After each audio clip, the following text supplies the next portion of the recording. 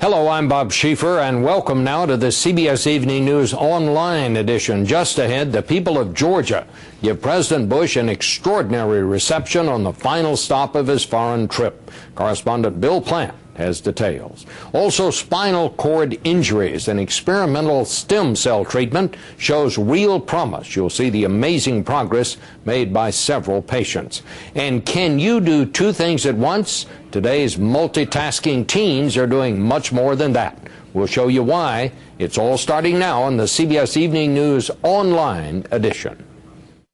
President Bush wound up his trip to Moscow and the old Soviet republics with a stop today in the Republic of Georgia, and he got a welcome he won't soon forget. Bill Plant is with the president.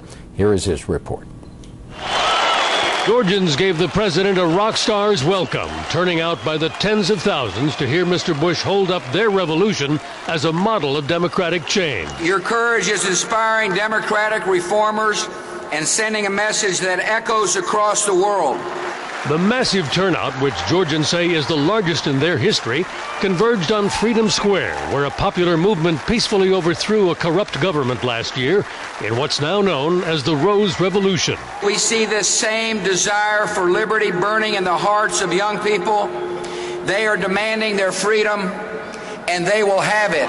This wildly pro-American crowd cheering Mr. Bush was the counterpoint the administration planned following his appearance at Russia's victory celebration in Red Square.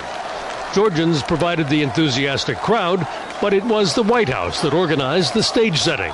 Massive backdrops and bleachers full of hundreds of people arranged to look like the flags of both nations.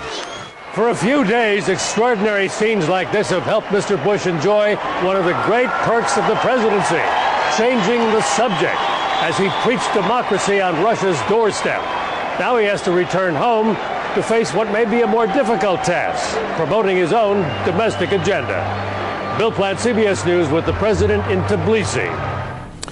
One other note, the White House tells us that after the president left Georgia, the Secret Service was told by Georgian security officials that a grenade was found near the stage where Mr. Bush spoke. The Secret Service is investigating the report now. There is new hope that stem cells may be able to help people paralyzed from spinal cord injuries. Scientists today reported the first clear success in experiments on paralyzed laboratory rats. Stem cell research continues to amaze even those involved in it, and tonight we have the story of a woman treated with stem cells taken from her nose. Our medical correspondent Elizabeth Caledon has the inside story. Just 1 month after she got her driver's license, Courtney Hoffman was in a car accident that changed her life forever. They told my mom I was like a squashed bug. Paralyzed from the neck down, doctors told her she'd never walk again. From day one, I said I would never be in this wheelchair forever, and I won't. That determination took Courtney all the way to Portugal last January for an experimental stem cell treatment that could repair her damaged spinal cord. Dr. Carlos Lima is pioneering the work. The procedure involved taking adult stem cells from deep inside Courtney's nasal passages.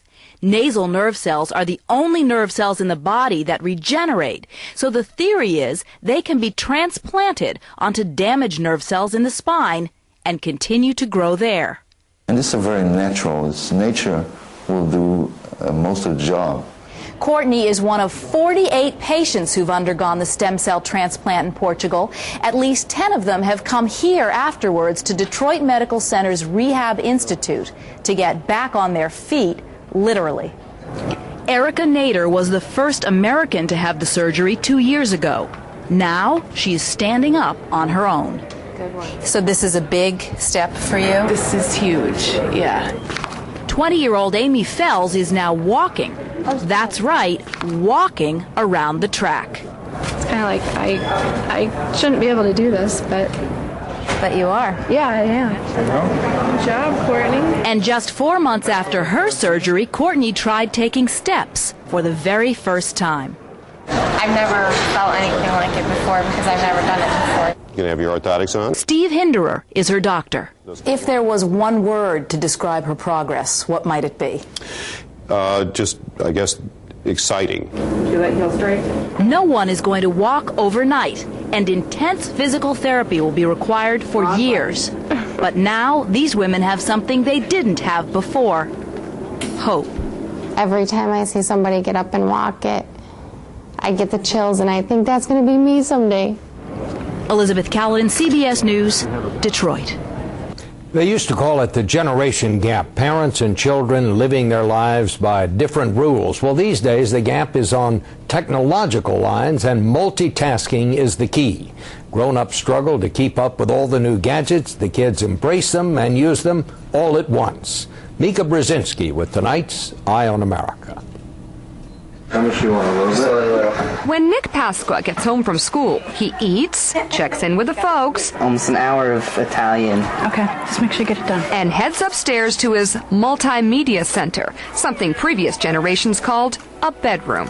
What do you got going in here? Xbox, GameCube, TV, videos. The choices are endless. Video camera, I have Game Boys. This, which is like an iPod, but it plays videos, it holds pictures. How old are you?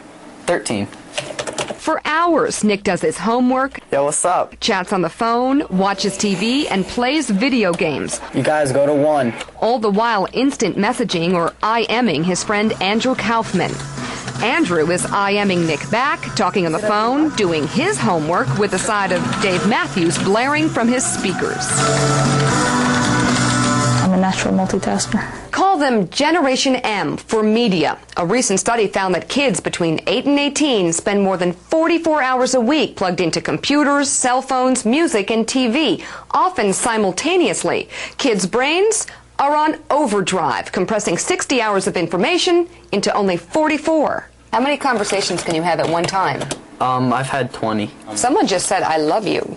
Oh, that was my sister. 2/3 of kids have TVs in their bedrooms. Check out the Boydman household. How many TVs do you have? 8. 8 TVs? Yeah.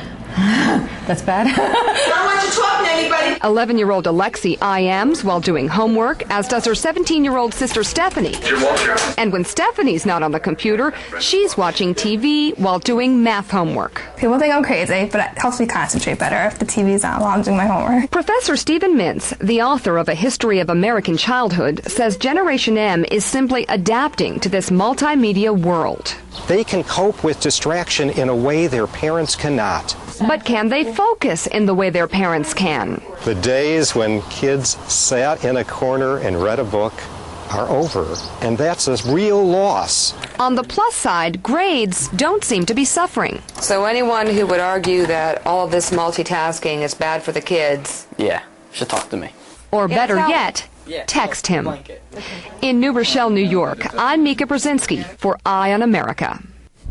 More stories are just a click away, but don't forget to join me on television for the on-air edition of the CBS Evening News. On Wednesday's broadcast, Sign Language for Babies. It sounds incredible, but infants can actually learn some words and use them.